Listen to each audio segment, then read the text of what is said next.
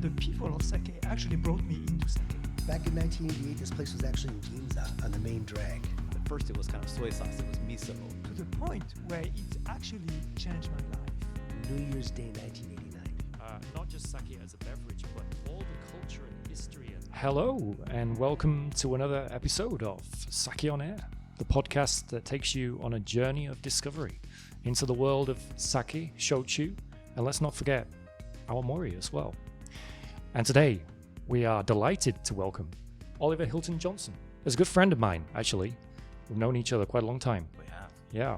And my name's Chris. I'm one of your regular co-hosts, and I'm also joined by two other regular co-hosts.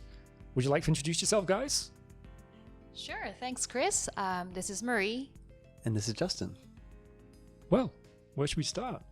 Could you briefly sort of introduce yourself? Tell us about Tengu Sake, Of course. for our listeners that don't know. Absolutely, Yep. absolutely. So my name's Ollie Hilton Johnson, and I'd just like to say thank you very much for extending the invitation to me today.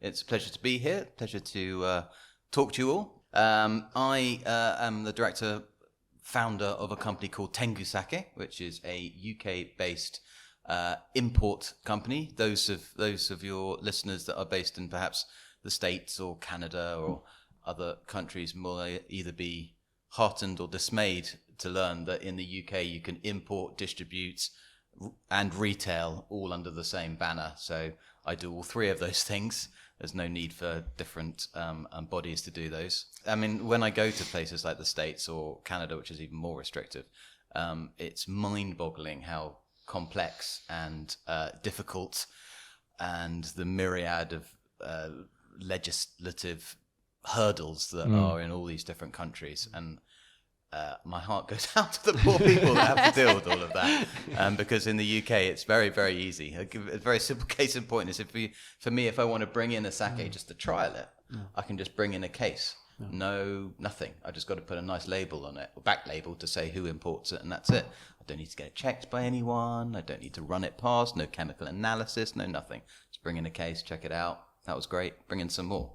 If I didn't like it, or the market didn't like it, get rid of it. Whereas in somewhere like the States, that would be almost impossible because of the upfront overheads you have to do with things like cola registration and chemical analysis. So that makes the UK a very reactive and dynamic market to work in, which is fun. Absolutely. It's kind of cool. Yeah. Because of that, are you seeing more places get into imports and distribution in sake?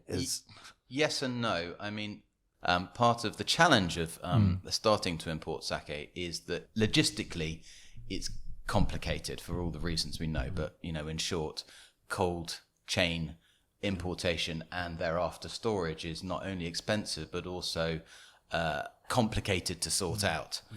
And so I think that's a major hurdle to people getting into sake importing. For example, you can't just go, I'll bring in a pallet, or I'll bring in 20 cases or whatever. You can't do that into the UK. There's no, you can't just take one pallet. You've got to take a full container. That's the smallest load you can take, unless you fly it over. So there are just logistical hurdles which make it somewhat complex to just start up. So when I first started Tengu Sake, which was back in 2012, my first shipment was a full reefer container, which was moderately terrifying. Wow, that's impressive. Yeah. But also terrifying on your account. And it shows up on the shore, and you go, okay, Yeah, exactly. okay, we got beverages. We'll just load this up here and it's go. a large upfront cost that you are committed to then sell.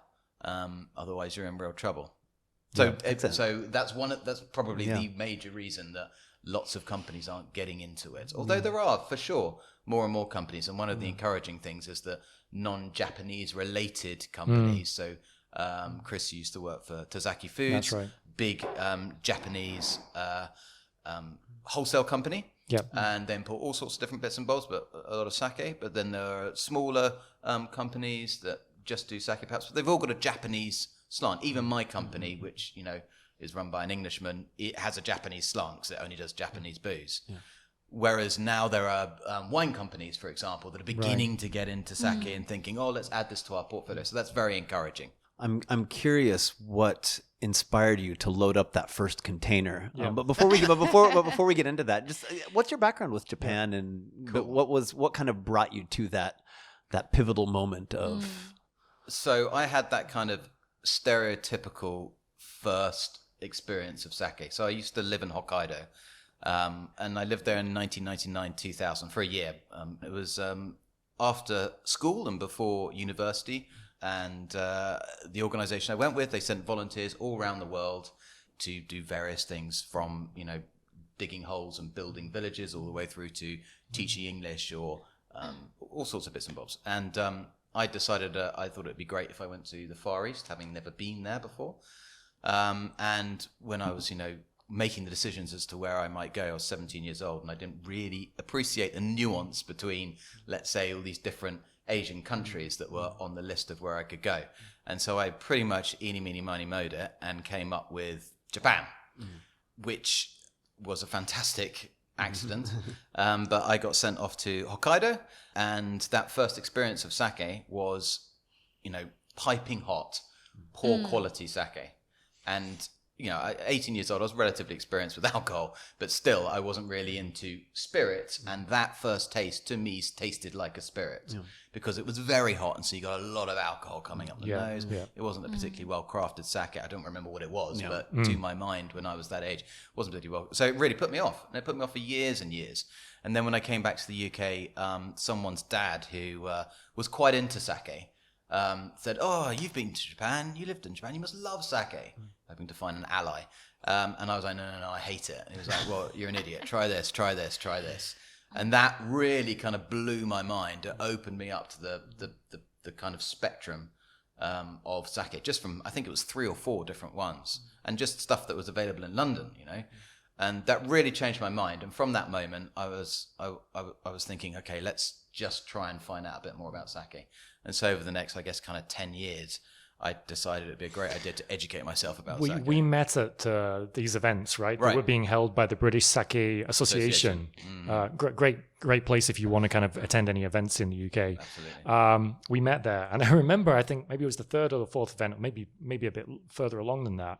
I remember you telling me, I'm gonna start importing sake, and I thought you were crazy. I thought you were never going to do it. And then in 2012. 2012 was when I sort of started the company. 2013 was the first time I actually got booze into the country. Before I was thinking of importing sake, I was thinking, well, maybe I'll do an izakaya or something like that. And then the more I did the sums, the more... Yeah, you floated that out. Yeah. And then I thought, okay, well, sake's too much. How am I going to get around that? How am I going to make sake cheap? I know, I'll import it myself. And so it just morphed into, let's import sake. Yeah. And it was driven by... I started, once I made that decision, or I was starting to research it and think about it, I started asking restaurants and consumers, doing a whole bunch of market research, as you do. And a lot of the restaurants that I was talking to were coming up with some pretty basic, not complaints, but things that they were finding very difficult in the market. I mean, price, obviously, they were kind of irritated about kind of price performance. So there's lots of, reasonably priced, shall we say, sake in the UK. So the bottom end of the market wasn't necessarily a problem for them. But what they were finding was the kind of mid to upper range, there wasn't great price. They were paying a lot of money for sake that wasn't necessarily of that level. And they were also irritated with how the price of a product might fluctuate kind of, month to month or something like that. Or a supplier might run out of stock. And they weren't getting kind of the support they required. Yeah, that was a big problem. It was something that the other companies weren't perhaps doing so well, is actually supporting the restaurants when they started carrying the sake. No kind of like going along and telling them the story about the sake, giving them something to sell to the consumers, and without that support, of course, the products quickly dropped off the menu or whatever. Exactly. I mean, there's a kind of core of Japanese restaurants always need sake, and they need to sell sake, right? But if you want to move out of that and you want to get non-Japanese people, non-Japanese restaurants or bars or whatever excited about it, you need to enthuse them about the product and also reduce their risk. A lot of it's about risk reduction. A lot of the work I do is about reducing the risk for the establishment that I'm trying to convince to sell sake. And if that's about, stable product, shelf life, reasonable price, deals that I can do, information I can provide so that they can talk to their consumers about it, ways we can work out by the glass as well as in a cocktail, so they shift the volume so they have no way. It's about reducing risk for them so that they give it a go, and if it works out for them in a risk-free environment or relatively low-risk environment, then they might be willing to step it up and try a little bit more risk and a little bit more risk until they find the right balance for themselves. When you say risk, it's basically this idea that sake will go off if you don't. Well, there's an element of truth to that. Yeah. You know, if you Well, don't it's sell on it a straight back bar away, for 3 months. yeah, there is actually risk involved, and that's pretty much. And I think the risk is a bigger problem. Was a bigger problem at the time, maybe not so now, because there was a lack of people to actually sell the sake who knew kind of anything about sake, working in the restaurant, right? Yeah. That's absolutely right, and that requires the stories and the information behind sake to be not dumbed down, but be made digestible. Right. So that, you know, I think it was actually on this podcast where you guys were interviewing Keith Norum from Masumi, and he was, you know, just saying that whenever he talks about Nagano, you know, everyone's like, where's Nagano? But as soon as he says Winter Olympics, boom, people get that image in their mind. And that's exactly the sort of thing, you know, just very simple things that are vivid. They're not insignificant or dumbed down. They're just vivid, so that information can get across, and the kind of the story and the majesty and romance of sake can be communicated. Yeah. So going back to you're about to order your first container. If you could go back and tell yourself in the process of setting up a business where you're going to be importing, distributing, and selling sake, if you could go back and tell yourself, whatever you do, be sure to do or not do this, that, or the other thing. What was a particularly useful or painful lesson that you learned in that process? Because I really wanted to commit to quality, and I really wanted to ensure that everything I was selling would be as the brewer intended it to taste, as far as I could do, despite the fact it takes 3 months to get from point A to point B. And so I was willing to sacrifice a percentage of the first shipment to kind of wastage. And I guess any advice I would give myself would be, that's okay. I was quite torn up about it, obviously, when I had to do it at the time. But I think certainly in retrospect, it was an intelligent decision, because it meant that the brand, as in my brand, Tengu Sake, was, you know, within the mind of my customers, reputable, and I wasn't just trying to nefariously flog old sake type thing. This is specifically one of the reasons I set up the company, to try and ensure that quality, and that's really what Tengu Sake, that's what I wanted it to do. I'm bought from 7 different breweries that have this vivid identity, this USP that I can just promote. Then my function merely becomes, 1, to communicate that story, and 2, I wanted Tengu Sake to be a kind of quality assurance umbrella. Do you know what I mean? So that everything under my brand, under the Tengu Sake brand, people could say with authority, that's going to be, I know it's going to arrive in good condition, it will have a strong story, and it's good quality stuff. That's kind of what I wanted my role to be. One of the reasons why I don't change the labels and things like that. Yeah, that's what I was actually I was gonna ask you. That I think you kind of answered my question. You said, you know, you're involved in importing, distributing, and sales of sake, but you know, what is Tingu Sake? And when you set up Tingu Sake, what characteristics did you define your company by? And you kind of outlined it a little bit there, but what were sort of the founding tenets, or that you set in place prior to starting, that you said, these are the things that are going to define Tingu Sake, and this is how we're going to define them, not just for the brewers, but then also for your clients on that end as well too. I'd be curious to hear about that. Because I mean, the UK is not quite the Wild West of sake market, you know. You're absolutely right. Yeah. So it's quite a crowded market and a very sophisticated one as well. So I'm curious to know what was the sort of brand story that you have behind Tengu Sake? It's very saturated as well, I think it's important to point out, right? If I Everyone may is say kind of so, yeah. targeting the same part of the market, which tends to be the Japanese restaurants, right? Well, the thing with the thing to get the Japanese restaurants provide a backbone to your business. Do you know what I mean? They're always going to need sake, and once the business is washing its face by being able to sell sake to Japanese restaurants, and as I say, build this portfolio of kind of customers that provide this constant revenue stream, then you have the flexibility to be able to target other restaurants which may not necessarily be as consistent with their orders and whatnot. And so that kind of, I used to be an actor, and so you do everyone called it kind of your bread and butter work. You do stuff that pays the bills, and then once you've covered your rent and your bills and all that sort of stuff, that affords you for the flexibility to be able to pursue your creative work. Exactly.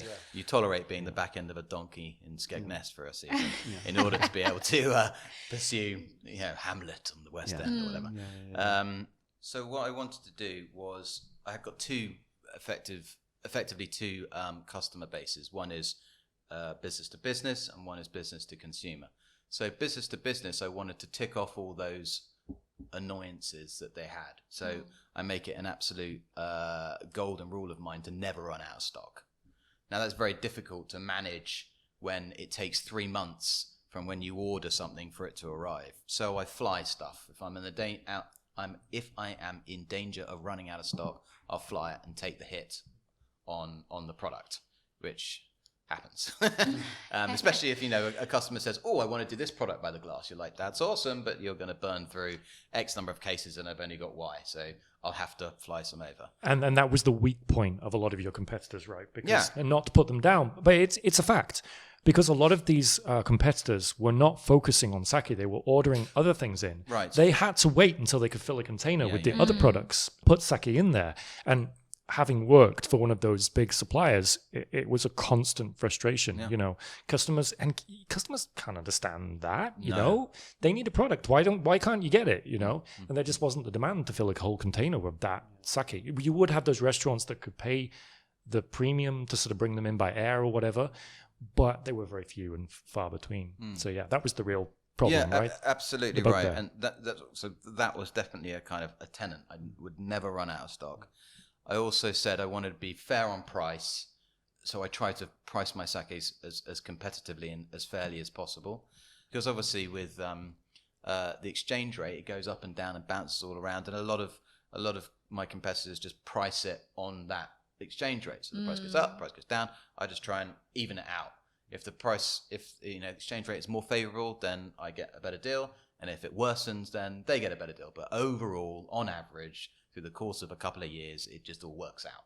But the benefit is the customer is not seeing these price fluctuations go up and down, which irritates them massively because they don't reprint their menus that frequently. Right. So they've then got to take the hit on them. And that's a massive element in reducing risk, like you said earlier. Yeah, exactly. And the way they see it is, how can it be fluctuating when we pay the price of the product when it's actually imported, not the time that the exchange rate is fluctuating? And if you look at the amount of time that they're actually ordering, there shouldn't be any fluctuation because things kind of balance themselves out over the year, for example, right? Yeah, the fiscal absolutely. year.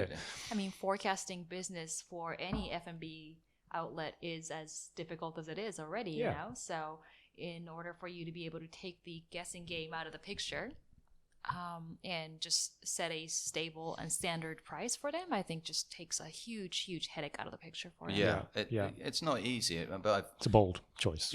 I've raised my prices twice in 7 years. Wow. So, wow, that's impressive. Requires you taking the hit and working with customers to do this, that, and the other. But so that was the price thing, the consistency of supply, and then all the other gubbins, which fits onto consumer focused as well as restaurant focused. But it's the intersection of that, and that's really all about education. And I wanted to choose. Again, I wanted to create a portfolio that was intelligently curated. Do you know what I mean? So there weren't lots of sakes that were similar. The 5 brands, I wanted to give a very distinct identity. The idea when I first came up with the idea of all the kind of concept, I thought of I'll do 5 breweries with 5 sakes from each brewery. 5 sakes, one at a Daiginja level, one at Ginja level, one at Junmai/Hanjosa level, and one maybe like a Futsushu or a Meishu or this or that, but kind of 5 just to tick all the boxes, and that would give a good appreciation of the style of the brewery. So if again thinking of a consumer that knows nothing about sake, if they're like, oh, I want to try a dry style of sake, you say, well, this brewery produces predominantly dry sake, but you can try everything from a Daiginja all the way through to Futsushu within that. So find out where, and they can explore within that brewery. Or then if they like a particular, say they like the more fruity aromas of ginjo-ka, of ginjo aromas, then they can go there, but then choose between the other breweries and go for a richer style or a more expressive style or whatever. And that would be by going between breweries. That was my original conceit, and it's kind of worked out like that. Yeah.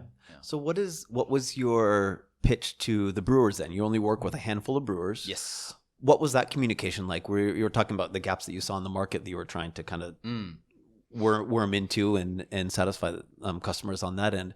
When you're going and talking to the producers, when you're getting the start, you say, look, I'm starting with a few producers and this is what I'm doing. What was your pitch to them? And was there any feedback from them that you then took that was like, oh, this is not just what the market needs, but this is what the brewers need. So this is something I'm going to integrate into my, as you said, my sales, my education, my communication. So, what I did was I made a kind of crazy spreadsheet of lots and lots and lots and lots of different breweries and tried to taste as many of them as I could within the UK market. And then I tried to find out which of the breweries that I was interested in would be interested in exporting. And so from a kind of long list of about 100 different breweries, I shortlisted 20 and went to visit them all in a kind of month period. And so the first question I always asked was, and say, what is your USP? I put it in a slightly more digestible way than that. But effectively, I'm asking them, what makes your sake different? What's your USP? And I'm always surprised the number of breweries that say, oh, it's our rice and our water. And you're like, yeah, you and every other brewery. Yeah. You and the other 13. Yeah, exactly.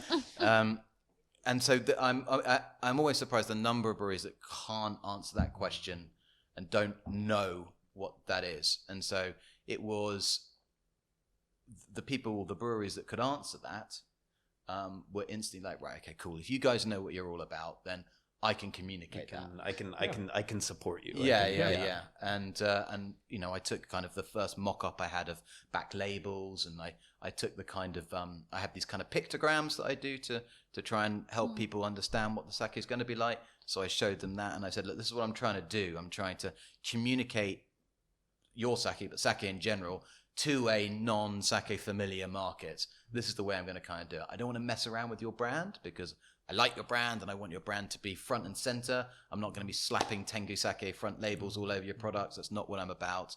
I want to communicate your stories, your family, your ethos, your the workers in your brewery. I want to get all that, and I want to be able to communicate it. And that's basically the kind of pledge I made to them. And I think everyone kind of dug it.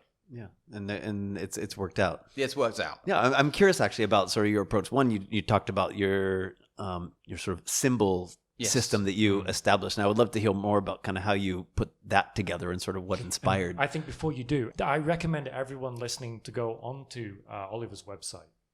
It is a work of art as well as a masterpiece. So hit up tengusake.com. As Oliver talks about this icon system which he created. So again, I kind of tried to think, okay, if I didn't know, because I remembered that journey of getting those 3 sakes that blew my mind and opened my brain to the spectrum of sake, and thinking, okay, well, how am I going to be able to communicate this? And the journey I went on after that. And even once I'd educated myself about sake and I understood what Junmai Ginjin meant and all that sort of stuff, I remember just standing in front of a wall of sake in a shop in London and going, well, I still don't know what the hell any of these are going to taste like. And there's nothing on the bottle that's going to help me at all. I thought, that's nuts. That's just absolutely crazy. There's no, because by that point I'd realized that even within the Junmai Daiginjo category, there's massive variety. And there's no guarantee it's going to be that classic it's going to be in the upper right quadrant of the of the SSI tasting thing. It's not necessarily going to be like that, and Junmais can be fruity, but all this sort of stuff. And so I was like, okay, there's something not quite working here. And so that's when I sat down and said, okay, let me try and break down what I feel from a Western point of view, Western consumer. I didn't consult any kind of official literature to do it. It was just purely, I put myself in the shoes of the consumer and thought, look, if I'm standing in front of a bottle of sake, I kind of want to know what it's going to taste like. Is it and I borrowed the wine lexicon to a certain degree.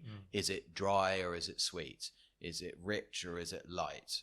I didn't use things like full-bodied. I mean, maybe when I write the descriptions, I use those words, but the pictograms I came up with are very simple things like light, rich, fruity, fresh, which I kind of made synonymous with namazake.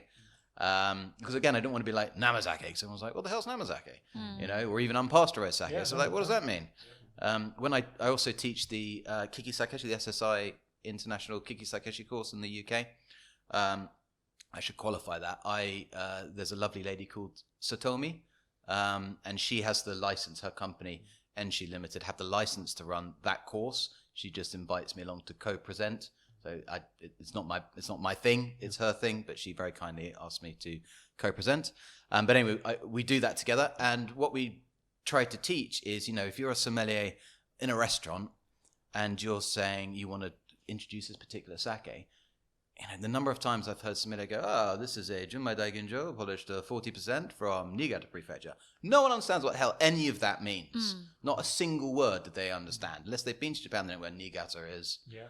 They don't know what Junmai Daiginjo, any of these things. Much better, you can say this is a Junmai Daiginjo, but then qualify what that means, Junmai Daiginjos are typified by bright tropical fruit aromas. This is an atypical style. It's dry, crisp, which is actually quite typical of the Niigata style, which is in the northwest. So people begin to, associate it with reality rather than just a series of syllables that make no sense to them.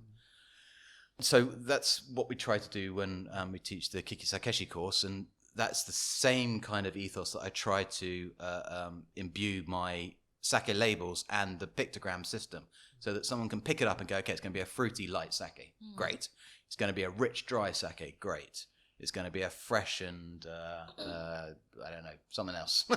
Something else. One of the other pictograms that I've come up with, and that was basically it, so that you could just identify the sake very simply through that. And I also wanted a filter system, so that if people rock up to the website, they can just click, boom, I want fruity sake, and all the fruity sakes come up.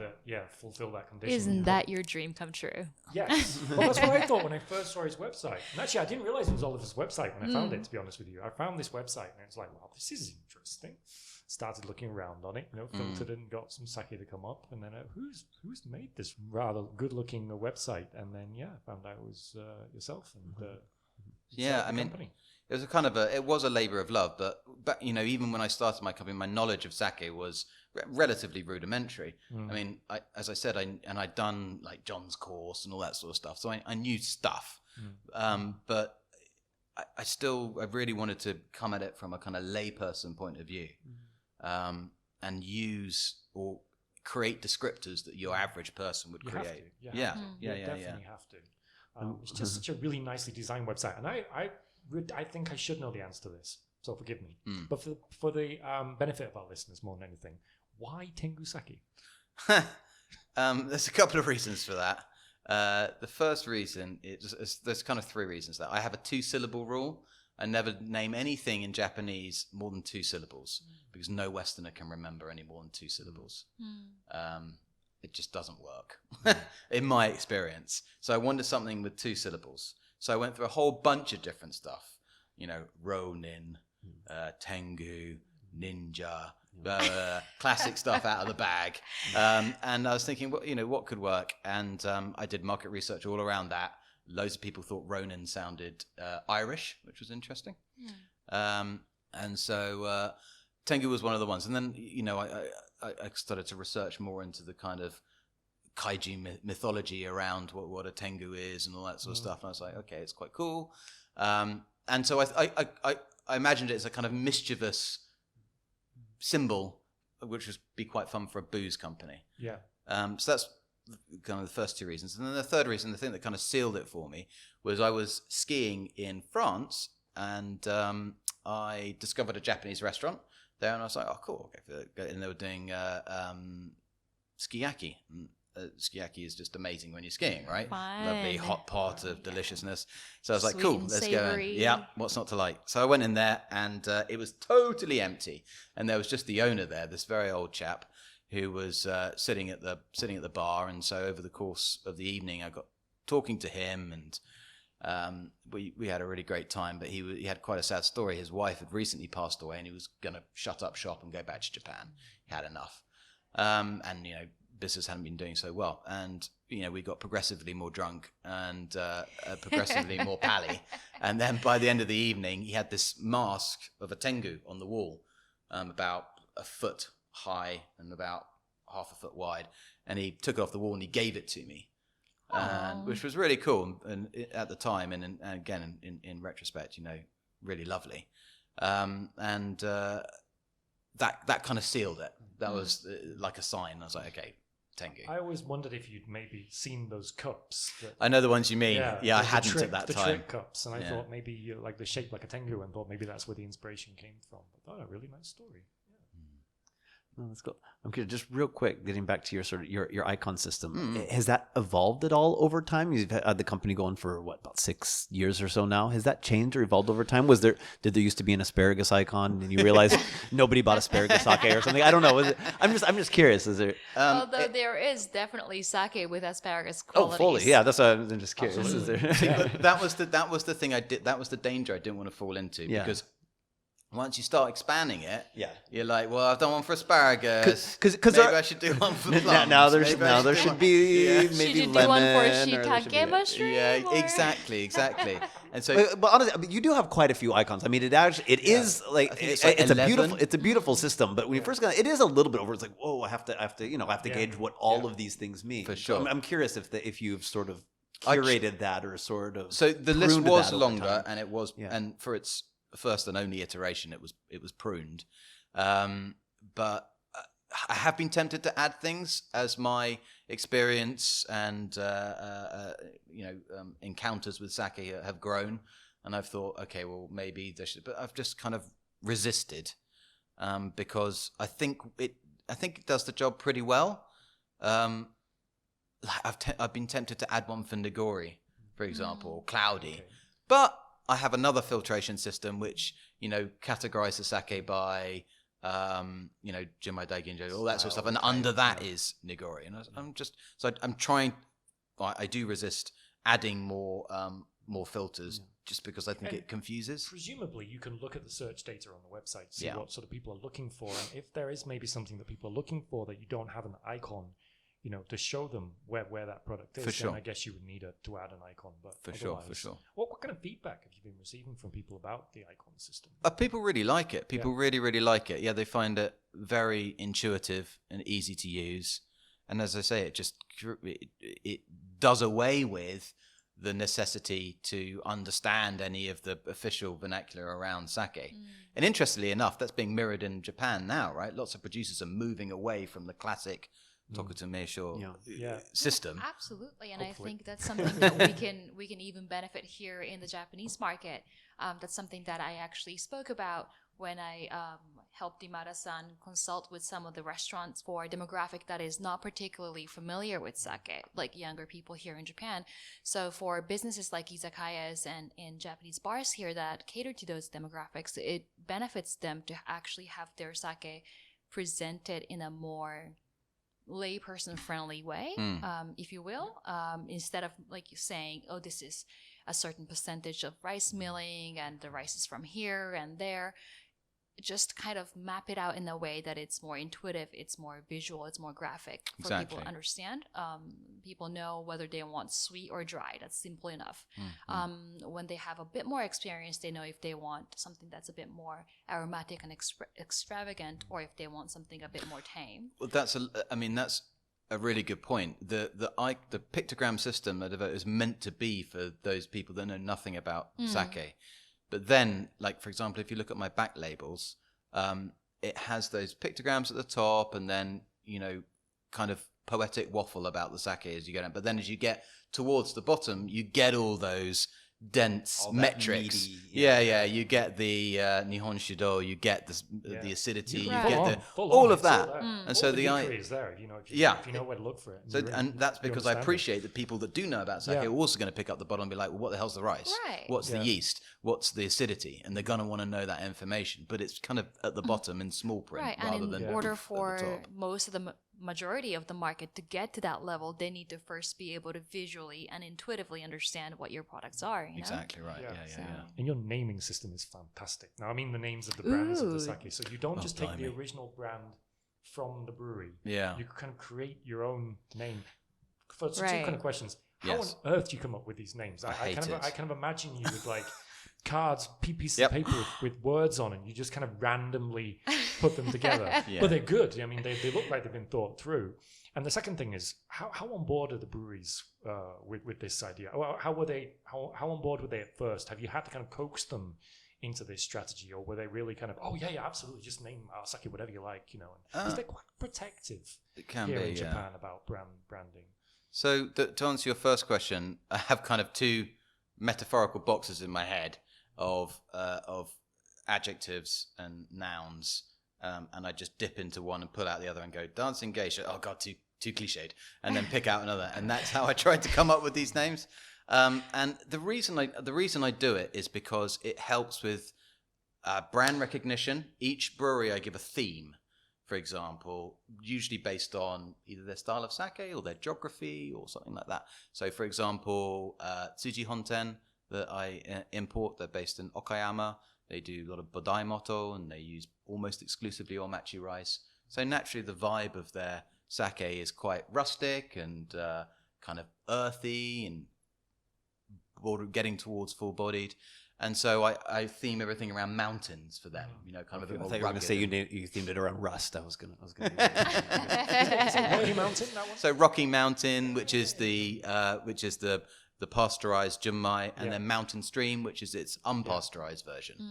But straight away, the names are somewhat evocative. So that's how I come up with the names, but I hate doing it. I really hate, because I'm rubbish at it. So I have a couple of friends that are actually much better at it than me, and they give me ideas. We sit down and drink the sake, and they go, "Oh, Velvet Mist." I'm like, "That's great. Write that down." But as far as with the brewers, there's been a couple of brewers who I've sent suggestions to, and they've been like, "Oh, okay, can we work on that?" And we work on it together.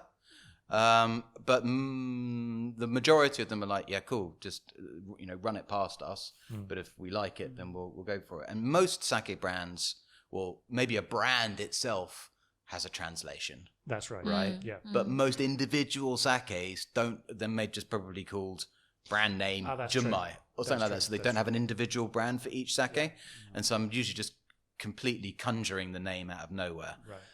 So that's what I was curious. I mean, most consumers at this point in time, their sake experience is going to be pretty localized to the place or the country in which they live. But the naming conventions that you've established aren't universal across other markets that these products are They're not, distributed, and that is a bit of Has that been a point of contention at all, or is that something that... It hasn't. I mean, there have been some interesting moments.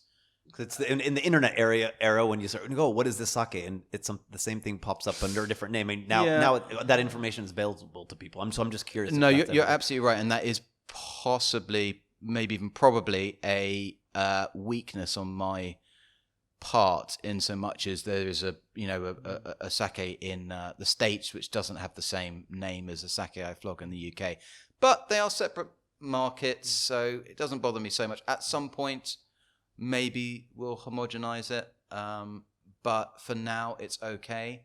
Yes, that is a fair point.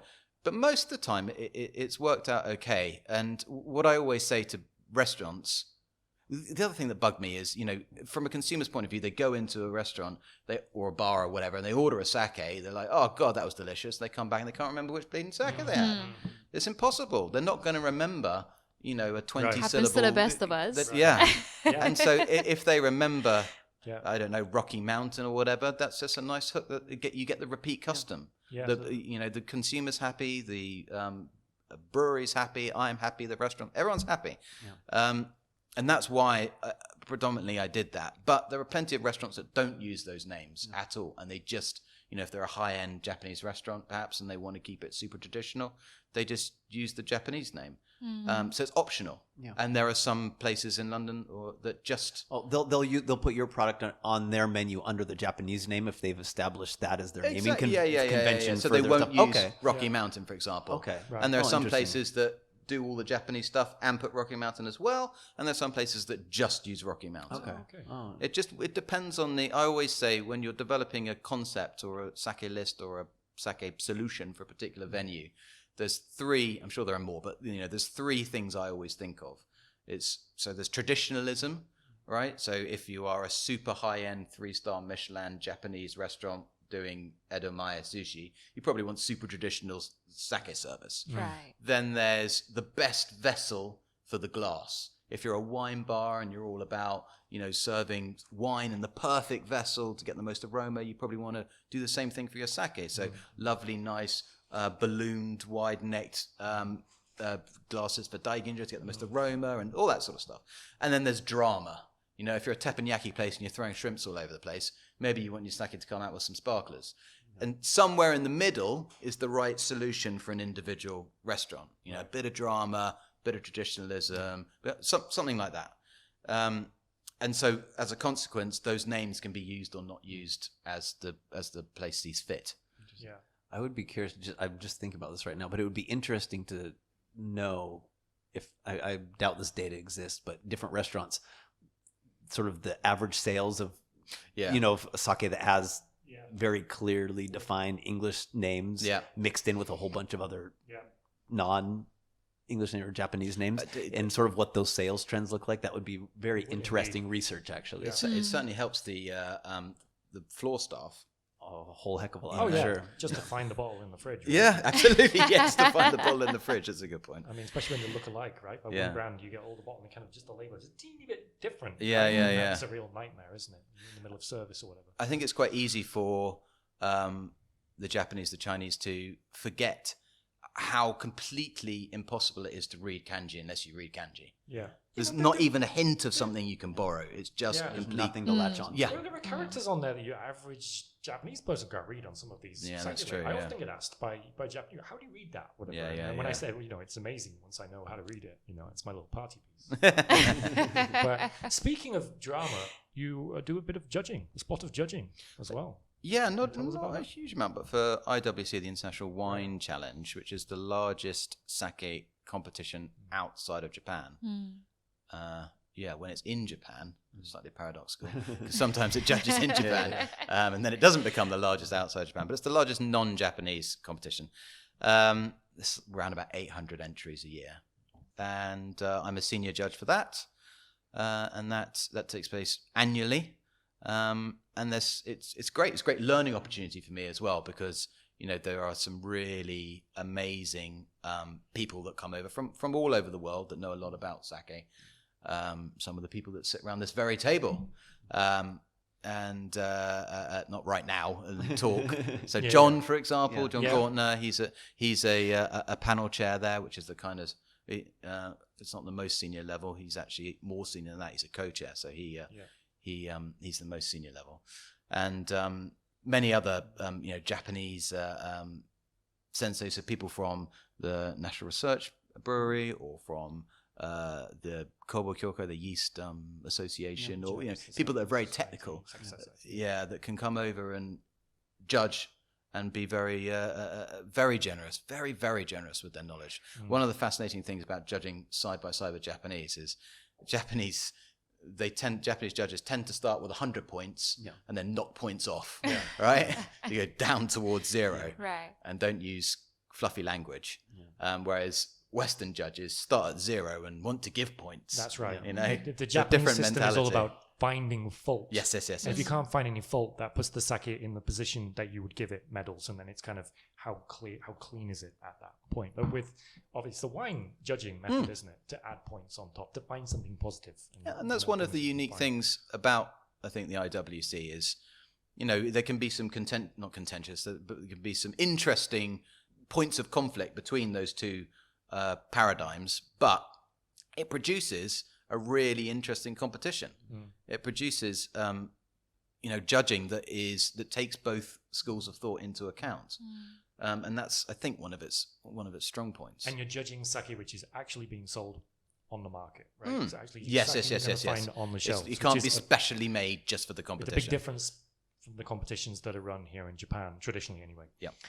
So that's a big thing. And how has the judging, how have the competitions kind of helped you as well on like the marketing side and the sales side? And obviously, sake that appears in the competition, you can't use its kind of entry into the competition as a kind of a marketing strategy per se, but No, but certainly, I mean, those sakes that are lucky enough to win gold medal, silver medal, bronze medal. So there's commended, bronze, silver, gold, and then there are trophy winners. And those that win the trophies generally, I think it does, especially in the domestic market here in Japan, but also internationally, I think it does carry some weight. And so that's it's wonderful when one of your sakes wins a particular award. But from my personal point of view, obviously it's a huge learning experience, as I've just described, being able to talk with people that have much more knowledge than I do, and and you'll be like, what is this? What is that? And they'll just go, boom! It's because it was an extra 36 hours on the Moromi. Yeah. You're like, right, okay, cool, sweet, yeah. Very specific answers that they, which is fantastic because it's a real opportunity to learn. But also, it's great to, because it's all stuff that's commercially available. Also, good to see trends that are coming through. Or to cement in your mind the kinds of sake that you quite like, and because at the end of the day, Tengu Sake is my selection of sake. It's got my stamp on it.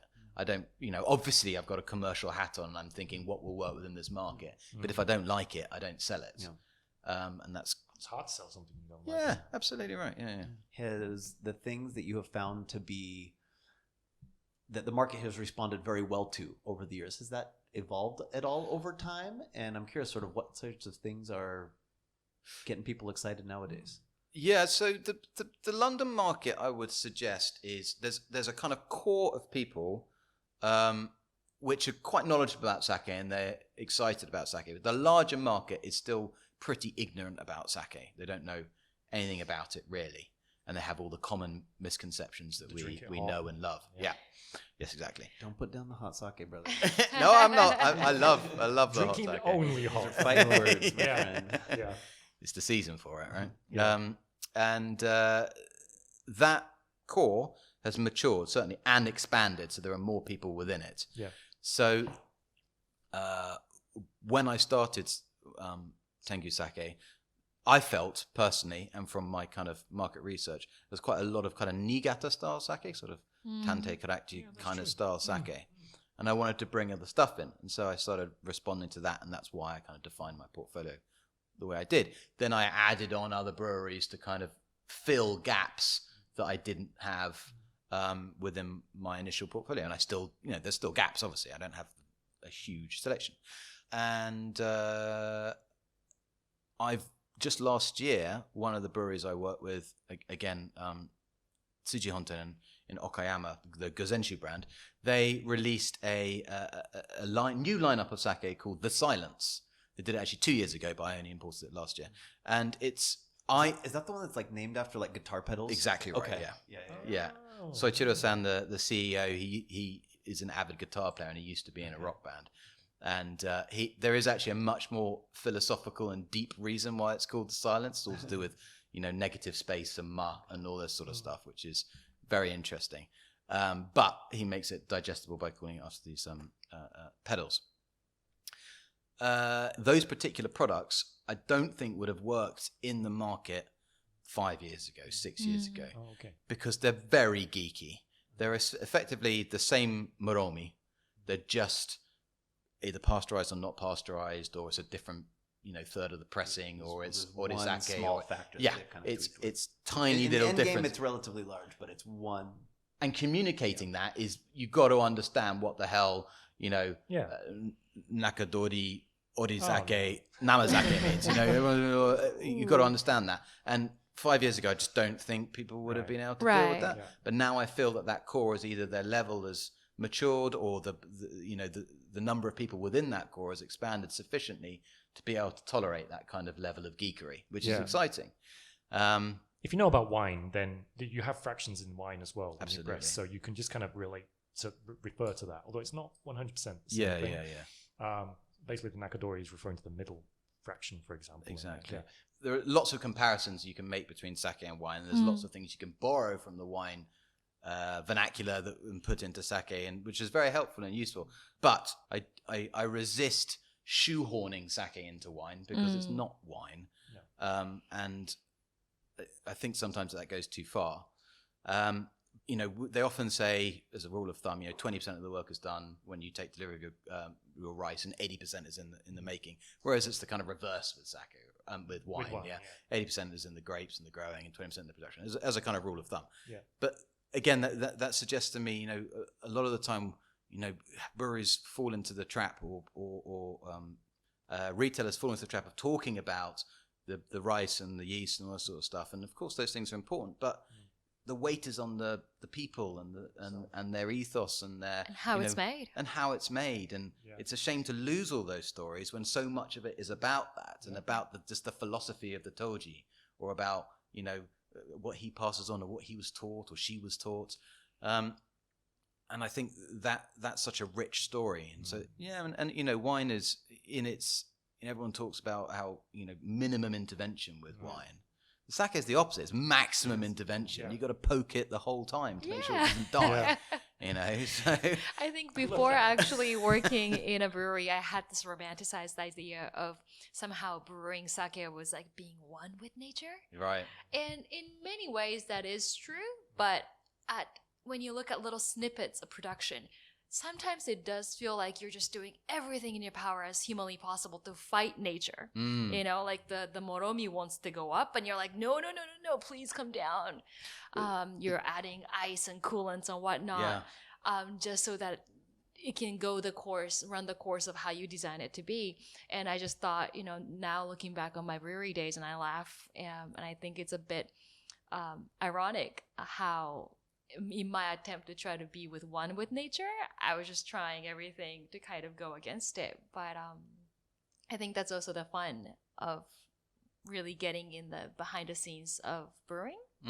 It's a symbiotic relationship. It is, between the brewer and the sake.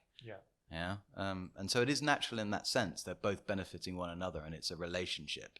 Yeah. Nice. We are so spot on for time. This is fantastic. Awesome. Okay. Good. Oliver, anything you're excited about right now? Anything you're working on that you want our listeners to know about? You got events going on back in the UK, or new products coming online, or anything that you any big news you want to spring? So it's first here on the show. I'm always working on bits and bobs in the UK, but some of the things I'm quite excited about. So I'm excited about the UK market, the London market, actually, because we talked about the kind of, core of people expanding and this sort of stuff. But the UK market, if you look at it in terms of just global markets, the 13th biggest market in the world. And its population is significantly smaller than most of the other, the USA, China, and so on and so forth. Australia, much bigger populations. But what's interesting about the UK is it's got a very high value to it as well. So the sake they're bringing over has a very high value. We've surpassed the US now in value, so the price per bottle, which is interesting. I'm very proud. Yeah. So out of Europe, we're not the largest. For some bizarre reason, Italy is the largest. No Italian I know that works in the industry understands that. I think it might be a port, and then they're shipping it elsewhere. Yeah. But with the largest market with the highest value, you know what I mean? So the most kind of mature consumer market. So I'm excited about that. I'm excited about how people are expanding their understanding of sake and demanding new products. I'm excited in Japan about the turn away from the Tokute Meisho kind of classification system. I think it's still useful and possibly shouldn't be abandoned, but that's exciting. That development. I'm excited about people really specializing in certain rice strains or something like that. I read in John, quick plug for John Gauntner's new industry news thing, which is great. Totally recommend subscribing to that. I must read. But I read it first there, and then I confirmed it with the brewer.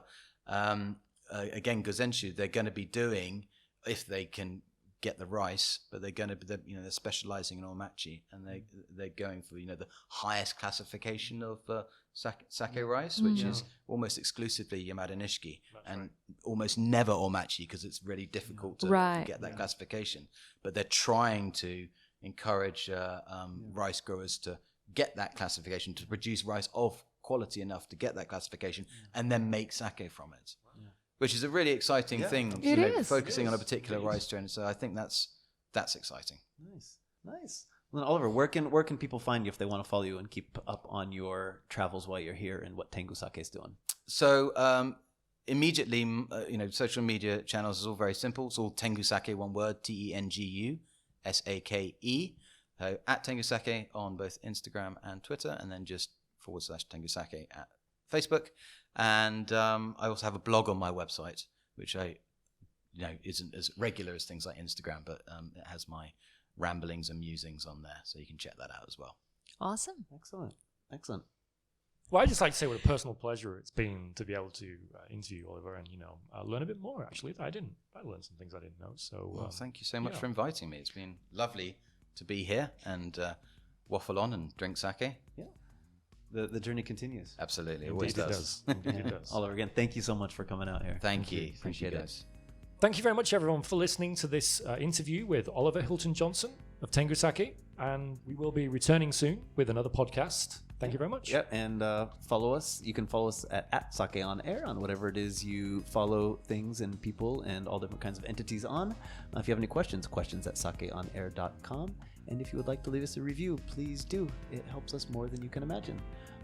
This has been another episode of Sake on Air, made possible with the help of the Japan Sake and Shochu Makers Association and broadcast from the Japan Sake and Shochu Information Center in Tokyo. And we're out. Cheers. Cheers. Kampai. Kampai. There.